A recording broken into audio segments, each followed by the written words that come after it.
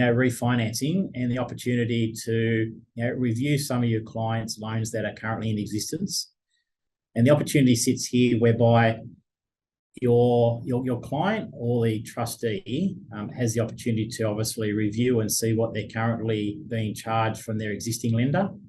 And if there's obviously clearly a benefit for that particular fund to transfer over, there's an opportunity for a refinance. So we do look at refinancing current self-managed super fund loans.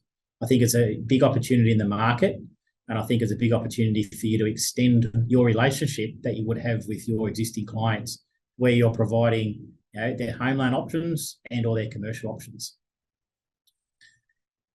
The income that we accept, we've stated, so the compulsory member contributions, the additional contributions, we have established a debt service calculator, which is relatively easy to use, whereby from what we would call above the line, so anything that's obviously seen and held by the financials of that particular super fund, we will use as contributions and as servicing.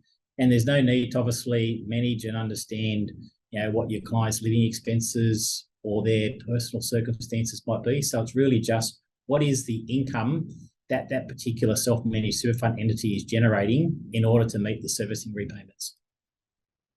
Minimum assets in the fund to be $200,000. And we talked about, we got down there that we don't look for liquidity, and there's not a minimum liquidity requirement. What I would say is, depending on the circumstances, the financial advisors will be talking to your client in relation to what could they do in the event that the particular property might be vacant, and how would they meet the loan repayments during that time frame. So it may be that whilst we don't look for a minimum liquidity requirement, there should be a conversation had as to what would the circumstances be and how would you meet those ongoing loan commitments in the event that either A, it's vacant, or if you're acquiring a new asset from the outset, what's the time frame that could take to rent that and lease that property up before revenue starts being generated.